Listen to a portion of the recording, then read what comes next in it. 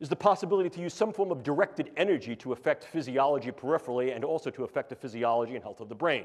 I can create small robotic units, controllable robotic units at the nanoscale, and that these too can be aerosolized to create a nanoswarm of biopenetrable materials that you cannot see, that are able to integrate themselves through a variety of membranes, mucous membranes, and wherever, mouth, nose, ears, eyes, can be then uptaken into the vascular system to create clumping, can affect the vascular system of the brain, or can directly diffuse into the brain space, and these can be weaponized. Agents that will either change individuals' thoughts, vulnerabilities, volatility to violence and aggression, or incur morbidity, dysfunction, and or mortality in such a way as to then mitigate the engagement altogether. The brain is and will be the 21st century battlescape in many ways.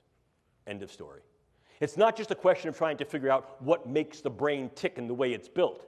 It's can we get in there to affect the ticking and talking, and by affecting the way that brain is built and the way it functions, influence in ways that are kinetic and non-kinetic the attitudes, beliefs, thoughts, emotions, activities, and relative vulnerabilities and predispositions. The more I know about you and the more I know about the way your brain works as individuals, groups, communities, and even populations, the more I can utilize non-kinetic means such as informational means of narratives, iconographies, semiotics to influence your emotions and your behaviors.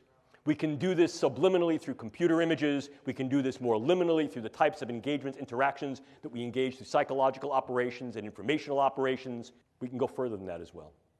We can also utilize these interventional technologies in those ways that may be able to directly affect the brain. Probably the one that you've heard about most recently, most contemporaneously in the literature, is the possibility to use some form of directed energy to affect physiology peripherally and also to affect the physiology and health of the brain. And there are a number of countries that have developed initiatives and agenda towards developing just these types of things, the United States included.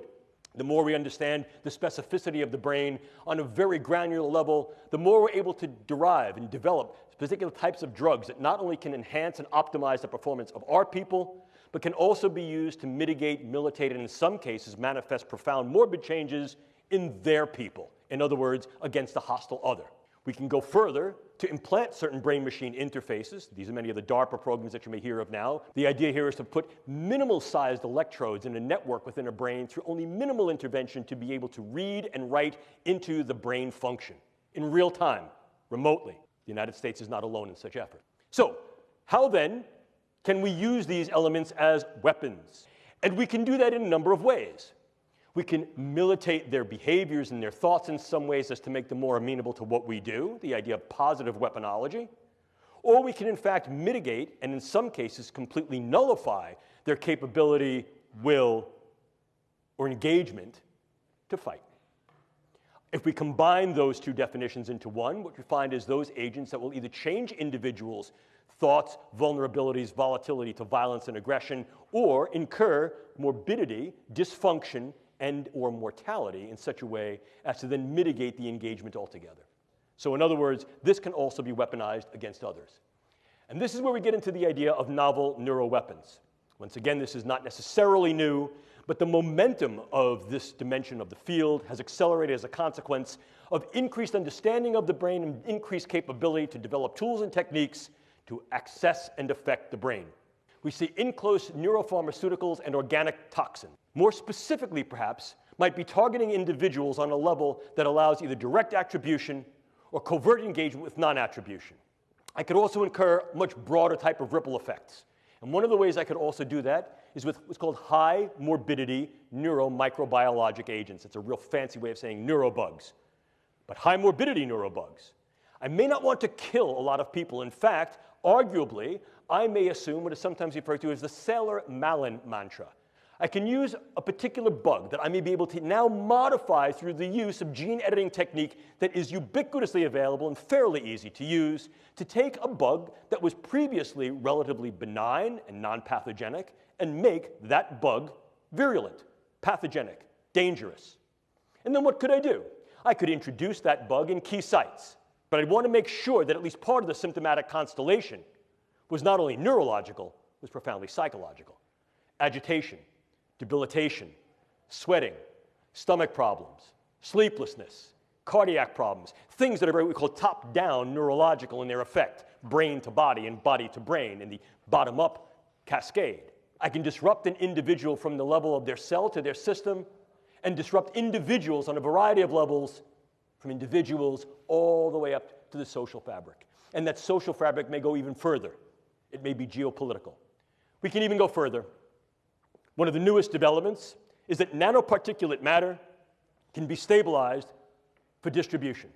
If you're not aware of what nanoparticulate matter is, it's that matter which exists on a scale of 1 × 10⁹. Very, very small. Smaller than a cell. And we can manufacture materials that have discrete properties that can be controlled by virtue of bioengineering and their physical chemistry. To auto-aggregate, to be able to aggregate in particular areas based upon their biological and or chemical sensitivity. But now we go one step further. Most recently, just a few weeks ago, it was announced that you could then aerosolize nanomaterials. And go one step further, I can create small robotic units, controllable robotic units at the nanoscale, and that these too can be aerosolized to create a nanoswarm of biopenetrable materials that you cannot see, that can penetrate all but the most robust biochemical filters, that are able to integrate themselves through a variety of membranes, mucous membranes, and wherever, mouth, nose, ears, eyes, can be then uptaken into the vascular system to create clumping, can affect the vascular system of the brain, or can directly diffuse into the brain space, and these can be weaponized. And they can be done in such a level that their presence is almost impossible to detect, and as such, the attribution becomes exceedingly difficult to demonstrate. But let's keep going. Could I also utilize a whole host of devices to be able to affect individuals close in, for example, during interrogations, during social engagements, during human terrain team engagements, or more remotely, in a room, in a theater, in an airplane, in a bus, in a store, in a mall? The answer is increasingly yes. The idea here is can we utilize neuroscience and technology? And if the answer is yes, we can, should we? And if the answer there is we already are, and there are some domains and dimensions by which use should be advocated, for example, non-lethality, least harm, doing less harm than other forms of interventions and engagements that are currently in use, being able to mitigate individuals' capacity or willingness to engage in volatility. In other words, improving the capacity for individuals to gain capability to get along, well, perhaps there's some value there.